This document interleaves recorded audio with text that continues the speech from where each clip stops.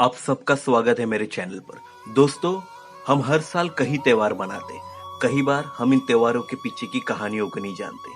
ये नहीं जानते कि इनकी शुरुआत कहाँ से हुई थी। दोस्तों, अभी होली के त्योहार का सीजन है, इसीलिए मैं आज आपको होली के त्योहार के पीछे की कहानी बताऊंगा। इस त्योहार को ये नाम मिला होलिका से। हिरण्यकश्यप शैतानों का राजा हुआ करता था और उसे लंबी तपस्या के बाद ब्रह्मा से वरदान मिला हुआ था, जिसे उसे ना दिन में मारा जा सकता था, ना रात को, ना घर के अंदर मारा जा सकता था, ना घर के बाहर, ना धरती पर, ना आसमान पर, ना अस्त्र से, ना शस्त्र से। उसको मिला ये वरदान उसके सर पर हावी हो गया।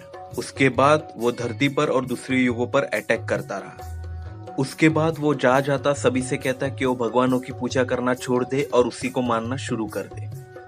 ऐसा बहुत समय तक चलता रहा। फिर उसको एक बेटा पैदा हुआ जिसका नाम रखा गया प्रहलाद। प्रहलाद शुरुआत से ही विष्णु भगवान को मानते थे और उन्हीं की पूजा करते थे।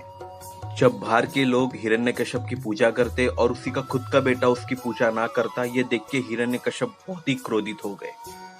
उसने अपने बेटे को इसी के लिए धमकाना शुरू कर दिया, पर वो नहीं माना। उसने अपने ही बेटे को मारने के लिए कई नीति अपनाई, पर कोई काम ना आई। यहाँ तक कि उसने अपने बेटे को जहरीले सांपों के बीच में छोड़ दिया, तब भी उसको कुछ नहीं हुआ। इतने मुश्किलों और रोकाटोकी के बाद भी प्रहलाद विष्णु भगवान की पूजा करता रहा। आखिर में हिरण्यकश्यप ने अपने बेटे को खत्म करने के लिए और एक नीति अपनाई। उसने अपनी राक्षसी बहन होलिका को कहा कि वो प्रहलाद को लेके आग में बैठ जाए। होलिका ने एक चादर ओढ़ ली ताकि वो आग से बच जाए और प्रहलाद जल जाए, पर प्रहलाद के साथ तो विष्णु भगवान का आशीर्वाद था। और कुदरत की करनी तो देखो, वो चादर उड़कर होलिका से प्रहलाद पर आई और इसी के वजह से होलिका जल के भस्म हो गई और प्रहलाद बच गया। और इसी के बाद विष्णु भगवान ने आकर दिन और रात के बीच शाम के समय हिरण्यकश्यप का भी अंत कर दिया। इसी के बाद सभी लोग होली के दिन होली दहन करके होली बनाने लगे। और दोस्तों, हमारे दिल में ये भी सवाल आता है कि होली में रंगों से ही क्यों खेलते हैं, और रंगों से खेलना शुरू किसने किया था?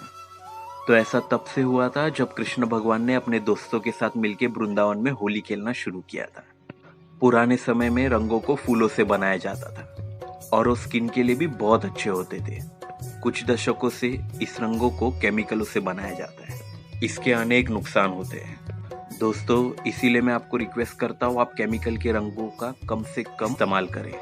दोस्तों, होली के इस लोक कथा को अपने दोस्तों के साथ और अपने परिवारों के साथ जरूर शेयर कीजिएगा। और अगर चैनल पे नए हो तो चैनल को सब्सक्राइब जरूर कीजिएगा। आप सबको मेरी तरफ से होली की ढेर सारी शुभकामनाएं।